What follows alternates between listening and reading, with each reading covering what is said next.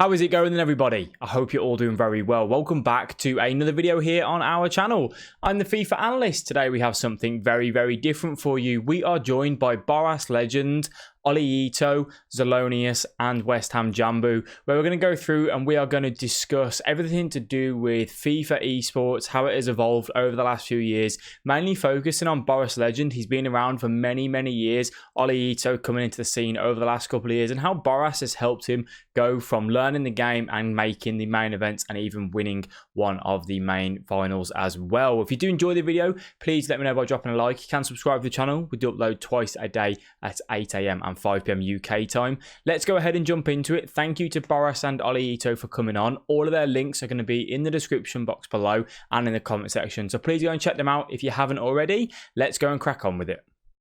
Hello there then, patrons. Welcome back to another podcast here with ourselves from the Underdog Gaming team. We are joined by two very special guests today. You may know them within the FIFA scene, and thank you very much for them to coming on. First of all, we'll introduce Zell. Zell, how are you doing? Doing very well today, Mr. Analyst. Thank you. How are you?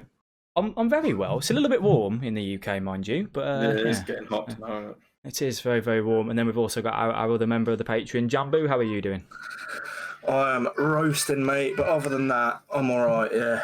Yeah, good. Glad you're doing well. And then we are joined by Boras Legend. Boras, thank you for coming on. How are you? It's good. It's good. Thank you. Thank you very much. Thank you for coming on. Do appreciate it. And then we're also joined by Ollelito. Ollie, how are you? I'm fine, man. Thank you. How are you doing, guys?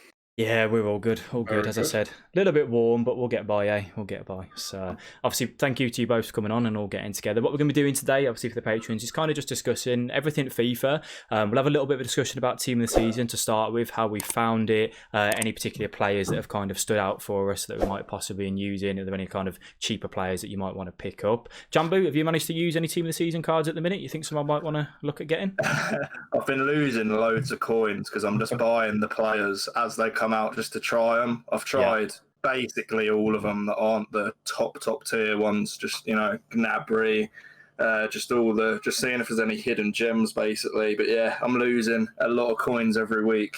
You loved Suarez, didn't you? Yeah, Suarez, to be fair, was quite expensive when I bought him. He's an absolute beast. It's one of them ones, I suppose. If you're hitting elite each week anyway, you kind of have a bit of the facility to be able to try these players when they come out, because you make the coins back most of the time in rewards, I suppose. Obviously, if you finish in gold and whatnot, it's obviously a little bit of a different story. But with a guaranteed Team of the Season pack, you normally can make that coin back on that difference. Ollie, have you managed to use any Team of the Season cards yet that you think, you know what, that's caught my eye and done better than I expected? Rashford is actually doing bits for me on the PS4. Really? Okay. Yeah, he's playing as a left cam in 4-2-3-1, and he's doing very good for me. So definitely one player I love to play with. He definitely can play up front, in my opinion, because that weak foot, could he? Yeah, like that is his only weakness for me. I'm actually a United fan as well, so it can be because of that. So that's why. Yeah, definitely got to get him maybe in. Biased. Boras, have you managed to use anyone that you think's worth shouting about? I haven't really tried that many yet. Tried on Xbox a bit. Team of the Season Mahrez, really good. I feel like he has something special. Definitely feels very strong, and also his touch is really good. And then also I would like to try out though Team of the Season Carlos, center back. I did not try him yet, really good, yeah. But I faced him, yes, and I faced him, and he's really a monster. Yeah, he does seem like a good card. How have you found the Team of the Season so far, Boras? Have you been disappointed by it? Have you been what we expect? Anything that EA have done that's caught you off guard at all? Or Nah, I think that every week we just see some new super cards. They're really like maximized. These stats of many of these cards are just crazy, and it creates luxury issues. Like you really think, who should I use? There are so many options now. And that sometimes can be a bit hard, really. Yeah, to think about who to use and who not to have. Zell, how have you found it so far? I'm very much in the boat of Jambu that I've lost a lot of coins that I've been buying them pretty much as soon as they came out. I got top 100 for La Liga, and I nearly didn't make the coins back that I'd lost on the players that I'd bought. Wow, that's crazy. I bought Varane when he came out, and I thought, like, this Varane, was it 95 pace? Yeah. On a French centre-back who's a 97, I thought, he'd be really expensive, and he's like nearly $1 million. But some of my favourites were I love Ramos. I think his card's crazy. Like everyone already liked the 93 right back one, whereas this one you can get on chemistry, and he's unreal. I loved this one. Actually, surprised, but Jordan Henderson. Like he's not unreal going forward, but he feels like Vieira. He doesn't have the 6'4" height. He's really good. I'm a bit biased because I've always liked him as a player, but Kimmich, his card feels a little bit like the Team of the Year Modric we had last year. Not quite that level, but he's like 350k. So he's insane for the price tag. Probably one I was really disappointed in was Haaland.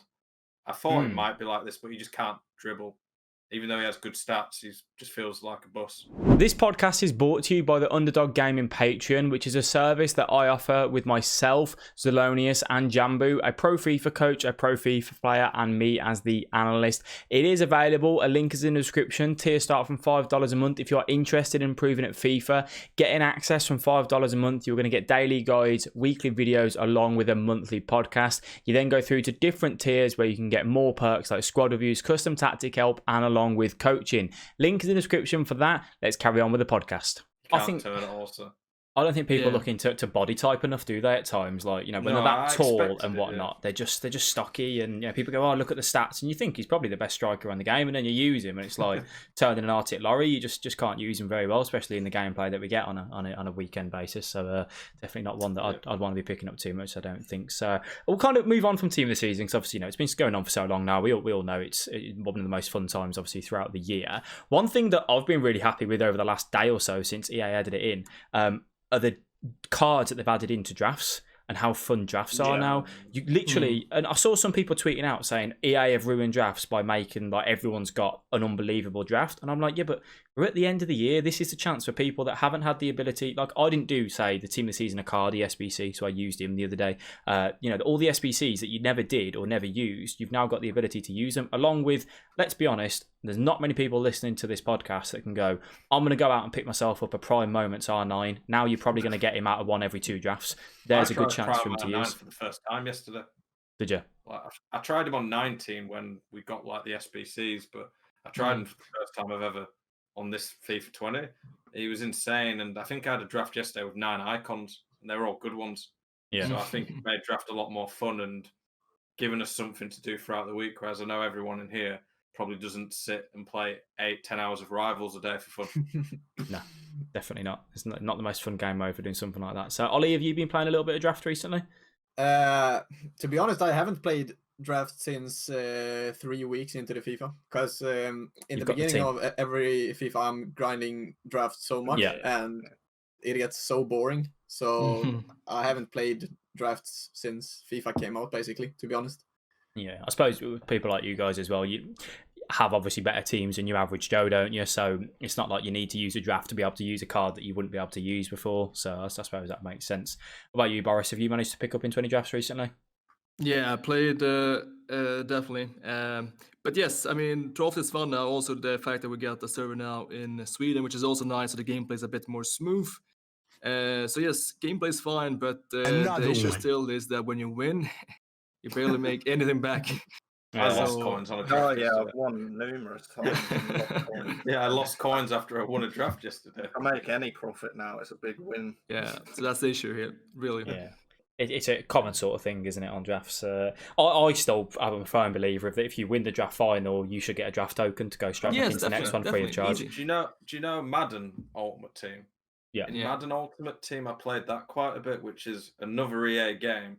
If you win their draft, it is 6 games, but if you win their draft after 6 games, you get 90,000 coins, and you only have to pay 15,000 to enter it. So you've already got way more coins than it costs to enter, and you get some really good packs, and you get the tokens back to enter it.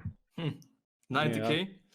Yeah, and if you win 4 games, then you get like 60k and the tokens back. So if you win 4 games out of 6 on Madden's draft, you already can enter the draft again for free. Whereas on ours, you could win it and not even have enough to enter it. Yeah.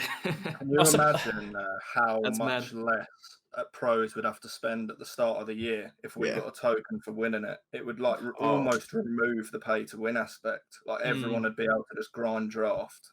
Oh yeah, it'd be great, but I can't see it. Yeah, No. I suppose though, if they did give that back, your average Joe would go, yeah, but now the pro players and these very good players are now going to get even more of a difference in pay to win teams. So I suppose what EA are going to try and do is obviously keep it so that you don't just get these rewards. Like, let's be honest, we all say that division rivals need better rewards, like similar to champs, and they're not going to do that because they don't want you getting unbelievable teams in the first 2 or 3 months. Do they? They want to try and keep your average player back on that base. Yeah, obviously, which obviously makes sense. So you can understand why they do that. So, right then, what we'll do is, Boras, do you want to tell us? The majority of our listeners know who you are and how long you've been around, but do you want to tell us a little bit about yourself and how long you've been playing FIFA? When did you first start? All that sort of thing. Yeah, I've been playing for a long time. Actually, now it's 11 years. My first tournament was back in 2008, Swedish tournament. And then I was still going to school. I was still working. And then I turned pro 2012. So I've been pro now for 8 years, which is quite cool. You'd have been one of the first pros then, wouldn't you? Yeah, it was like me, Bruce, Granick also, and maybe someone else. But yes, then I also had some luck, of course.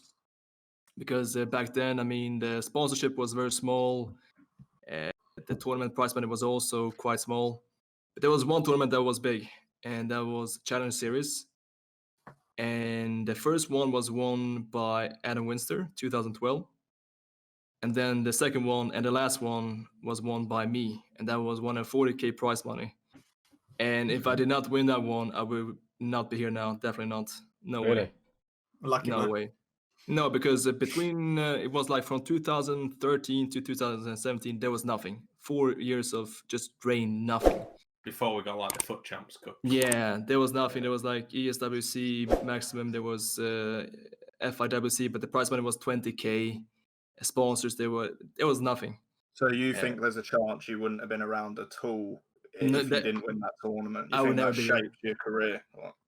Well, the thing that happened was that I got money. Otherwise, I would have to work. I have to go to school. But since I had that, you kind of buffered. I could just wait.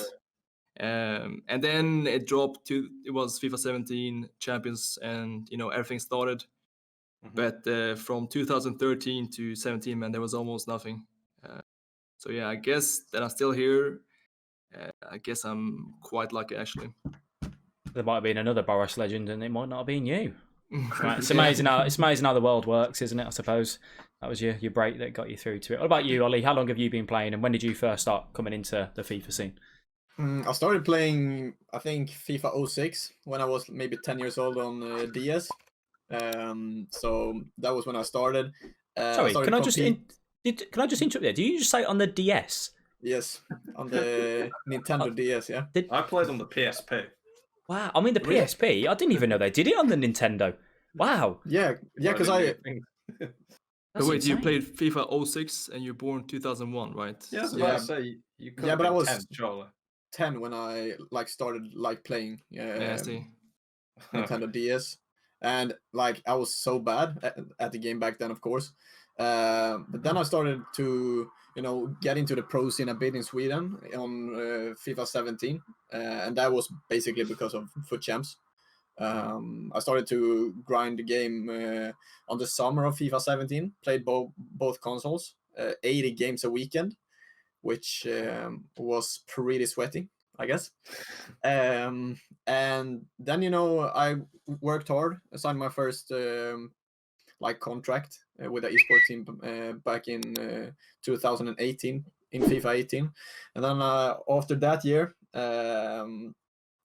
I got signed by Team Hullet, which is an academy for young players. And since then, my life changed quite much. I met Boras, of course, and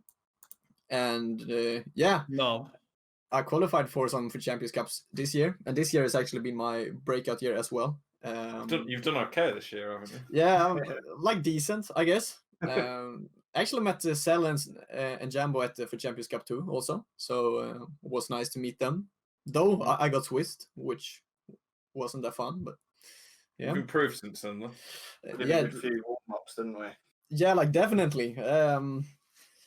Like when I got home from FUT Champions Cup 2, I was a bit down. Like I felt like I could have done a much better back at that tournament, but then I grinded the game so much and qualified for Champions Cup 3 in Atlanta, and I actually won the whole tournament there. Played some on real FIFA back then, and yeah, you were brilliant at that tournament. Yeah, I played really, really good, and then I auto qualified for the FUT Champions Cup 4, which was in Paris. Came top 4 there, lost to Dosari 3-2 in the quarterfinals. So yeah, that's basically my story. Yeah. I was like, come on a long way. Come on a long way, definitely.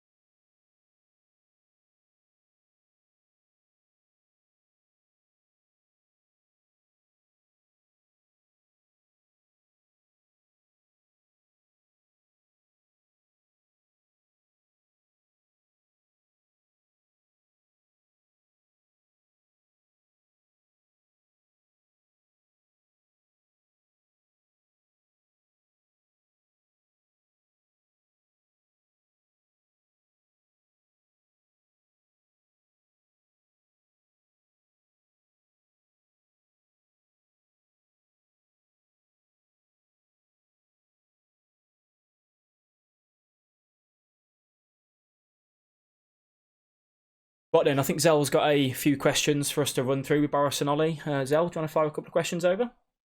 Yeah, sure. So anyone who knows who you two are will already be well aware that you two are great friends. But some people might not know how that came about. I'm pretty sure I know why, but for the people listening, can you explain how you two became friends and how that came about? Ivan, should I start? Should you start? Yeah, I can start, but I'm not. Wait, when was the first time we met? Because I knew you. Yeah, same. It was actually at the FUT Champions Cup in Manchester. Oh right, yeah. That when FIFA you qualified? 18? Yeah. That was the first time meeting my idol, I guess. Oh, back then. Thank you so much. Yes, but back then I noticed. I mean, you're still also very very young, but back then you were like 16, right? 17? Yeah, 16, I think. Yes, and I saw you as a great talent. And also, I qualified that year. It was FIFA 18. I qualified for the World Cup. Yep. And was it you back at hashtag then? Hashtag, yes. Yep. And I had a chance to bring a guest. So back then we had also a wedding for my sister. So my family was, for the wedding. So it was not possible. So okay, I thought, who was I gonna bring then? And then I thought about this talented kid, and I thought, why not? And we had this, trip. It was very nice, and I mean, I think, as a source, of course, I mean, I'm not that young anymore, and I wanted to find and maybe create and shape this, next name, like this, Swedish next, star. Well, Scandinavia's had some, for the size of the countries, obviously they're not small countries, but compared to England, France, Germany, they're not quite as big. But Scandinavia's produced a lot of great talent, especially Danish players as well. But both teams have a lot of really good players considering the size of the nations. Yeah, and then also we are from the same, town. We're living here, close, and we also had a chance to meet after that. And then I think what really happened when we became really close friends was when we played in the Swedish league. So we played for Häcken, and we met up almost every weekend. And between every weekend, we also played some, Fortnite, of course. And yes, so from there, it just grew. And I noticed, simply that this was more than just, trying to create some, great, player. This was for me a friend. And I guess I got this feeling like, I'm like the big, brother, and I just wanted to show him all my tricks and skills, because like what happens very often when we play FIFA, that you get quite lonely, It's a lonely game. And it's not like a team game like a League of Legends or CSGO. It's an individual esport 95% of the time. Yeah, definitely. And very often you have many things that you want to share, but you cannot maybe share it to everyone. So I guess this was my man to share all my thoughts and all my tricks. And from there, it just grew, and now we're simply here. So basically, what you're telling us is Ollie's your little prodigy. Definitely, yeah, I would say so. Definitely, yes. Have Done you a good job then? ever matched at a tournament? We did not match up in a tournament yet, but actually we matched up last weekend. Did you? Don't tell them that now. Come on. So you're definitely not in a Discord server together saying, "I'm searching, don't search." No. No. Or was that weekend league you matched? Weekly, yes. Who won? It was actually me. It was yeah, but it was a crazy student. Yeah, a crazy comeback game. though. Crazy comeback, yes. You scored the first goal in like 83rd minute. Yep. And then I switched on Team of Season Thiago. And he just did some bits, man. He has a great pass in dribbling, and I scored 88th minute and 92nd. That was crazy though. Did you shush him? No. Not this time. Not this time. Next time. One of the questions I wanted to ask you, that you mentioned, Boras, about teaching Ollie tips and tricks. You're like known as one of like the goats in the scene when it comes to tutorial videos on YouTube. Like, I entered the scene probably on FIFA 18, and I even say to this day that back on 17, when I started to play FIFA, I used to watch your videos quite a bit, and your tutorial YouTube videos are known as some of the best in the scene. Very respected. Thank you very much, man. Thank you for that. No, you're welcome. You've got a big YouTube channel. I mean, I think me, Jambu, and Analyst also do those type of videos, but like, you've been doing them for how many years would you say now on YouTube? Yeah, it was I think it was since FIFA 17, yeah. Yeah, so you've got a lot of subscribers now. Is it like 350,000 or something? Not yet, but we are like 310k, so it's still good. Okay. Very good. So yeah, like you through your YouTube channel, obviously, that's helped you grow as well. And then do you think when it comes to like working with Ollie and helping him, you'd already practiced that kind of, not at the same level, obviously it's different with a pro player. Yeah.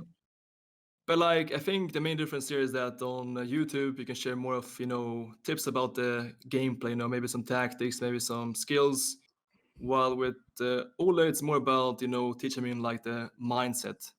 Mentality, yeah, and that can on YouTube be a bit hard because everybody has, of course, a different mind, It's not, you can't focus as much one-on-one, I guess. No. Okay, that's cool. So we've already kind of gone over it. I was going to ask you actually, Ollie, Boras, about that tournament you won in 2020, but we've kind of gone over that. Yeah. Ollie, you said how this has been a breakthrough year for you. Correct me if I'm wrong, but FIFA 18, you made the playoffs. Yep. Yeah. 19, I don't think you made an event. I might be wrong there. Nope, I didn't make an event. No. Yeah. So then you had 18 was kind of your first event. 19 wasn't as good a year for you, but then FIFA 20, obviously you made the Champs Cup 2, which we met you at. You got Swiss, and then obviously you had this breakthrough big tournament where you won the event. Like, what do you think changed over the last couple of years, and then in particular through this FIFA? What, like, now you'd be regarded probably currently around top 5, at the very least top 10, but in my opinion, you'd probably be about top 5 in the world right now. What do you think's changed? Like back in FIFA 17 and 18, I didn't have so much time, and like I didn't take it too serious back then, to be honest. Because I was focusing on school. Like I was thinking of being with my friends more instead of grinding the game. So actually, when I qualified for Champions Cup 2, I played a very passive play style. I remember I played a drop back with like 3 depth, because that worked at the qualifiers when I qualified. And then when I came to the event, it didn't work at all. So the gameplay is a bit better at the events, isn't it? Yeah, definitely. So it didn't work as well. And then when I came home, I said to myself, I can't play like this. Like, I want to have fun while playing as well. So I completely changed up my play style. And Ivan actually told me back in the Allsvenskan when we played Swedish league. Yeah, exactly.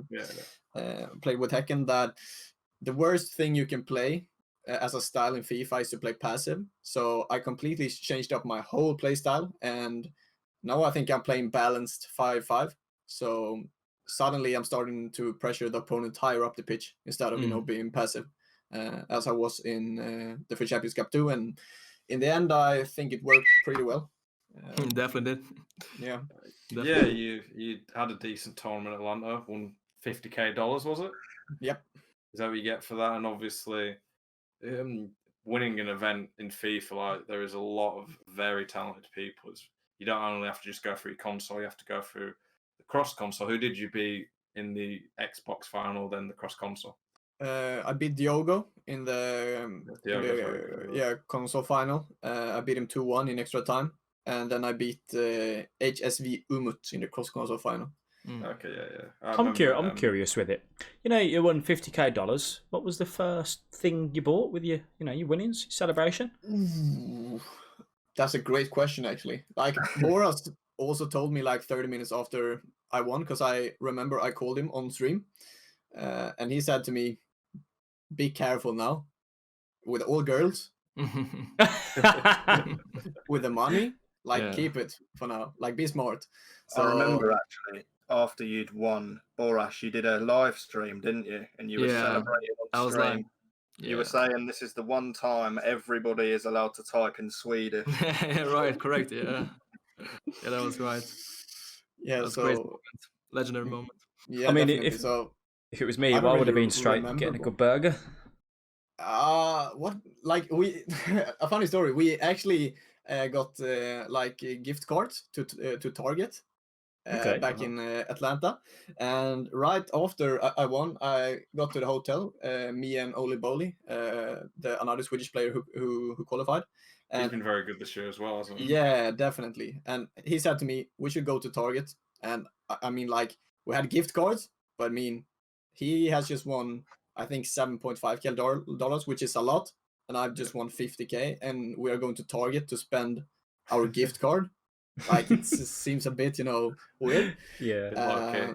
Yeah, definitely. So I think it was some burger or something, but not too. Got it, definitely.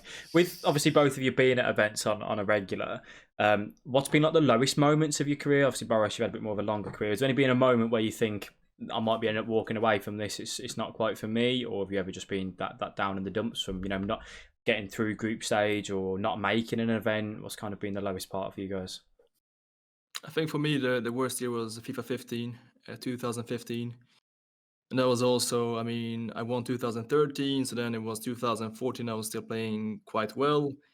And then came FIFA 15, which for some people, they think that was a good FIFA, but that FIFA was actually one of the worst.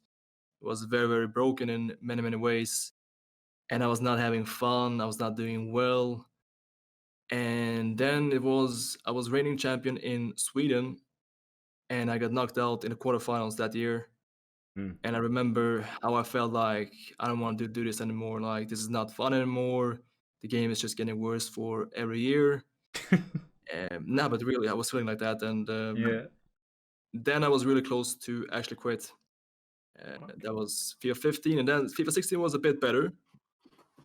And then I came to the point, it was 2016. I was going to go to uni.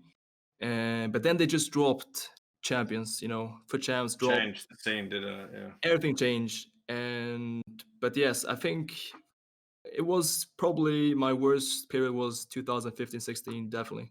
Okay. Because then I really thought, is this actually worth it? The sponsorship is not here. I mean, prize money was awful. And also the gameplay, man, it was stressful also back then, and all of these broken things. And I thought, is this really worth it, But since then, I mean, I think for me, the biggest change was that I started to do, like content, videos, and also now live streaming. Mhm. And that also gives you this different feeling that, okay, even though maybe you don't have your best day, you still have your viewers watching. And that is, for me, something that changed very much. Yeah. What about you, Ollie? It was definitely back in FIFA 19 when we played in the league. I think I played the first week. I lost 2 games and drew 1, and that was actually the first time I came in as a favorite because I was playing with Boras, of course. And like after that week, I felt like some of my fans like criticized me a lot. So I was actually getting a lot of criticism, like, is he good enough to play with Boras? And then I came home, grinded hard for now. And then I just came back. But I remember back then I didn't think it was fun either. Like the first week, I just wanted to go home, be with my friends, think of another thing than just FIFA, you know. So Yeah. definitely back in FIFA 19 in the league. It's a big, like, because it was game, isn't it? also. Yeah, sorry. No, go on, carry on. I was gonna say that I think also it was back. You had like a perfect month, right? In champs, you had like 160 and 0, right? Yeah, 19 or something. Oh, well, 19-0, yes. And then you came to the tournament, which was live, and I think you were also a bit nervous. Yeah, maybe a bit uncomfortable, I would say, like with all the cameras, lights, Yeah. etc. Playing on stage. So it could be that, but I suppose it was also a fun fact about that was also that Ivan told me back then that I'm playing too passive. Yeah. So I was actually, trying to get like that away from my game back in FIFA 19 as well. So yeah, I suppose it's a big difference, isn't it? Going from playing at home, sitting in in your own environment in your room, and then going straight to an event. Going out on the behind the scenes where you all where you all are, and then if you make it through, you get onto the big stage and stuff. That's quite a different environment. I can imagine why some people might get to events and kind of freeze a little bit and not play as well as they possibly should. Yeah, definitely. Like I would say I think Allsvenskan was the first like main tournament also with a real stage, a TV production as well. Yeah. So that tournament definitely, I gained a lot of experience from playing in it. Definitely.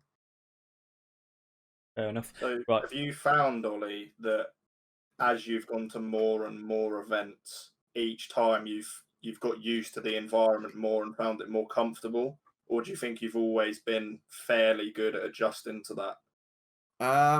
I think it's, for me at least, it's about experience. Definitely. Like going to as many events as possible. So yeah. Definitely. What's been your favorite FIFA, Boras? Well, you're always gonna say the FIFA that you won, so FIFA 13 for me.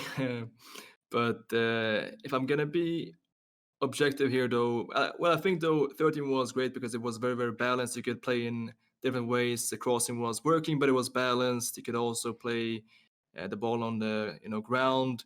But the best FIFA, it's hard to say. I think actually 20 is not bad. I agree. 20 is not bad. Gameplay, I quite like. It's in bad gameplay, it can be an issue. Yeah, so that is, I think, at the moment still the biggest issue. Of course, we can talk about the servers for hours. But actually, FIFA 20, when the gameplay is fine, is I think a great game actually. Yeah.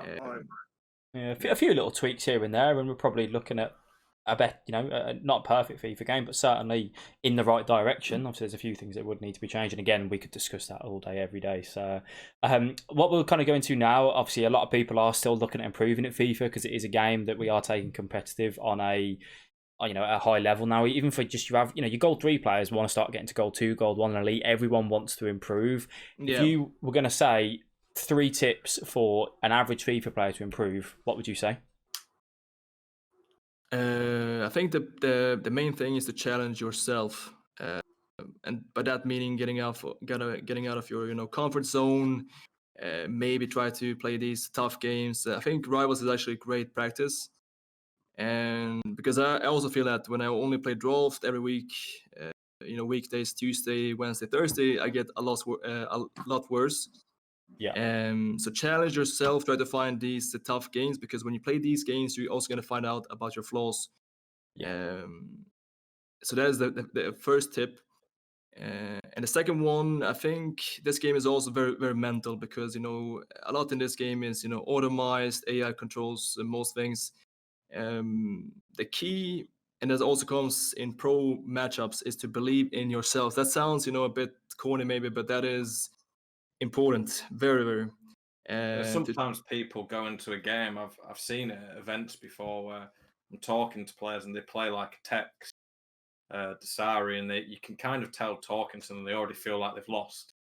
They play like it, they change how they play. I know with you, Jambu, it's something that when I've watched Jambu play, that in the past you probably used to play games sometimes and change how you'd play. Yeah. I think at the first event on FIFA 19, you did that. You changed how you played and played really bad for your level, and you learnt from it. And since then, you've gone into it saying, no, I'm good enough, I can beat anyone, and you've had much better results by doing that. Yeah, I tried to change my mentality a lot this year, and I feel like this, for me personally, is the best I've ever been on a FIFA, because I've tried to go into it with the mentality that if I play my best, then I believe I can beat anyone. And I think you just have to believe in the style you're playing, and then learn from your losses rather than think that you're not good enough. That's kind of one thing for me, that if anyone's on any competitive kind of game mode, sport, whatever it is that you're doing in life, when you're at that pro sort of level, you've got to think you're the best and you can beat anyone, because what are you doing if not? Like, there's no point in being there if you think, I'm top 50 in the world. Well, no, if you obviously you got to have a bit of realism about it, and if all right, I'm probably, this is what I lack on, and working on those strengths and weaknesses. But you still got to go into every game knowing if you play the best FIFA, you beat every single person that gets put in front of you. And if you don't think that, I think you're in the wrong scene, in my opinion. It's kind of how I view it. Ollie, what would you say as another thing, for one last little tip for someone that's looking to improve at the game? Anything particular you'd say? I would definitely go with the same route that I did, and that was definitely grinding the game as much as possible. Playing, I'm still playing double weekend leagues. I played it for since I came back from Paris, which was 2 months ago, and I'm still grinding the game to be better at it, of course. So, and I'm actually hoping for the World Cup to be played as well. So that's maybe a factor why I'm playing both consoles at the moment. This is one thing that we did want to have a bit of a conversation about. Obviously, we're in unique circumstances at the minute, and every decision that companies are having to make and do is, it's such a tough decision with what's going on in the world. And obviously we hope everyone that's listening is staying safe and everything like that. How do you think, because EA, in my honest opinion, I'm not a pro player, yes I coach, but I'm not, making these events. My honest opinion, and I'll speak freely with this, is I'm really glad that they've been doing these tournaments, with the pro footballers, getting some people involved and hosting them. And I think that's great. It's good content while everyone's at home and, not got much to do. I think that's fantastic. However, I do also think, what about these pros that have spent X amount of money this year, grinded as hard as they have? It's the fact that there's not even been a communication of, we understand we had to cancel the events, we're looking into a solution to maybe try and play an event or some form of event or do something online, and you can do it from the comfort of your own home. Do you feel like that's something that they should have communicated a little bit better, or could they have done anything differently, would you think, Boras? I mean, definitely. And also at this point, we have the chance. I mean, everything is cancelled. There is no football. There is no sport. I mean, people are just thirsting to see some kind of, competition. And also for us playing, we had now footed tournaments, which is great. But like you said, man, we invested a lot of money this season. Most pros, I guess, the average is like 2-3K per. Yeah. At the moment, we're not really getting anything back, and that is a pity because, I mean, like I said, the chances here, the viewers are definitely going to be there. We're going to have the players, and well, if you think about it, we have now 2 majors canceled, the Champions Cup 5, 6, plus Champions League playoffs. I mean, we're talking also travels, expenses. I mean, that is probably millions. Yeah. And that we get nothing back for that. I mean, I would understand that if this game was for free, but no. Every pro, if you want to make it, you have to invest money. So that's why I think I'm a bit surprised, actually, that we did not see anything.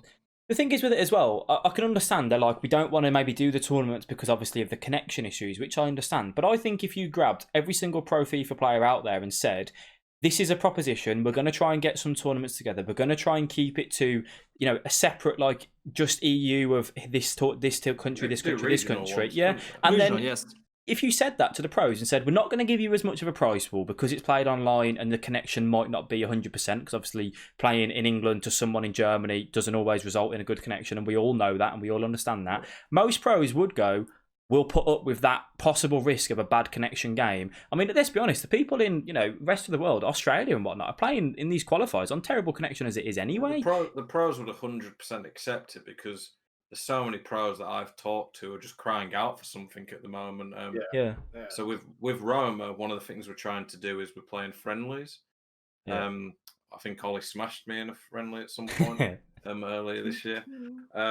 But we're trying to get friendlies against teams. And I messaged some players, and they say to me, I'm sorry, Zal, but I'm just not in a good place right now because I've got nothing to play for, and I don't know what to do at the moment. Yeah. And it's like Boras said about the money investment, and it's like, that's true. But it's not even just that, it's the time investment some of these pros have put in. Yeah. Pros have put hundreds, if not 1,000+ hours into this game. Yeah. And now they're kind of just thinking, well, beginning of April till maybe October, they have nothing to do with their career. Yeah. And I think every pro would accept, okay, it's not the dream scenario, but online regional tournaments with less prize money because it's not the same as an event would be good. But like you said, Boris, we've not had any communication about that. So I'm just looking at other games, and other games are moving on with their seasons online. Call of Duty have moved to franchise, and their seasons carrying on. So I don't understand. I understand that it's not going to be perfect, the connection and things, but we need to at least have something. Yeah, definitely. And that's the thing as well, though. I mean, you'd have to be a very horrible person to not accept that EA, yes, the connection might not be great and whatnot. Everyone should be going, given the circumstances, we'll take what you can give us, sort of thing. No one's going to go, no, that's ridiculous. I want to be at an event in. By EA to cancel it because of the world situation. Definitely. So right then, we're just coming up to near the end. So one thing that I've always thought with FIFA Esports, you know, I've been in the scene now for a year or two. I personally, and this is one thing I'm going to ask you, well, I'm going to ask all of you guys, obviously being pro players yourselves, the way we want FIFA Esports, I honestly believe this esport should be the biggest, if not, well, one of the biggest, if not the biggest, for the simple fact of it's football. People love football. People adore football. Things like Call of Duty, you can kind of, some people won't like it because, let's be honest, not everyone's been running around, you know, in the military, have they? So you might not be that fan of shooting people. Well, as football is a massive worldwide sport that people love. I honestly believe we should be having this game in the future at, you know, like League of Legends, at these stadiums where you've got 40, 50,000 fans there, because there should be the ability to not necessarily get behind the pro player, but the team, you know, people like West Ham and whatnot, and having these clubs. West Ham fans are going to want to support Jambu because he plays for West Ham. You know, if more clubs got involved, surely that would help it grow. Do you think, Boras, it can ever get to that stage where we've got 20, 30,000 in an arena at an event?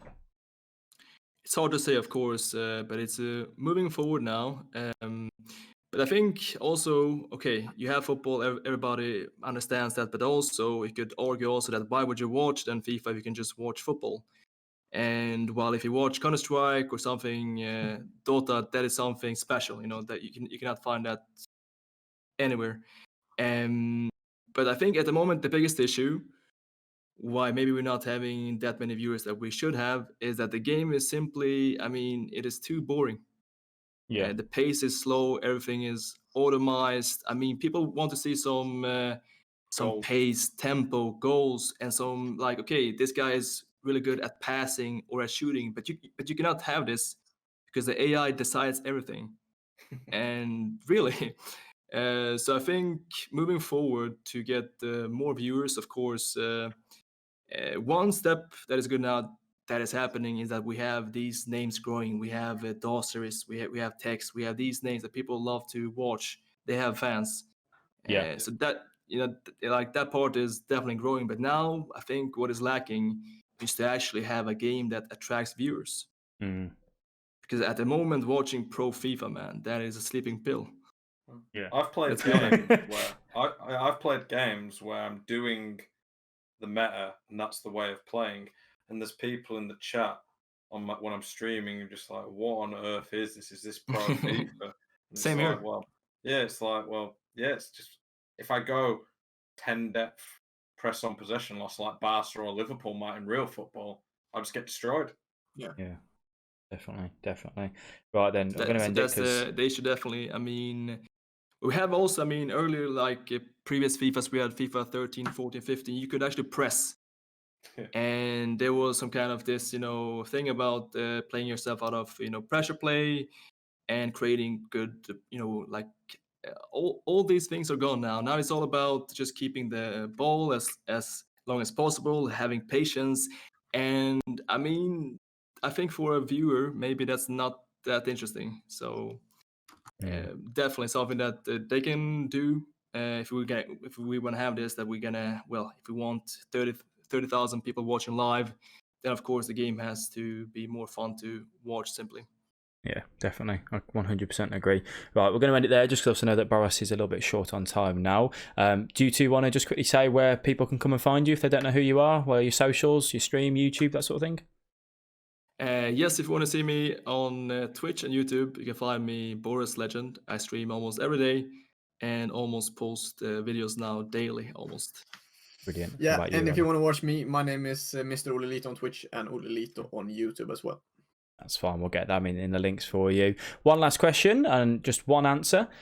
Do you put egg on a burger? No. Egg on a burger? Yeah, no, egg. You don't put yes, egg on that's it. That's fine. You're welcome back here anytime. And on that note, thank you very much to Boras and to Ollelito for coming on.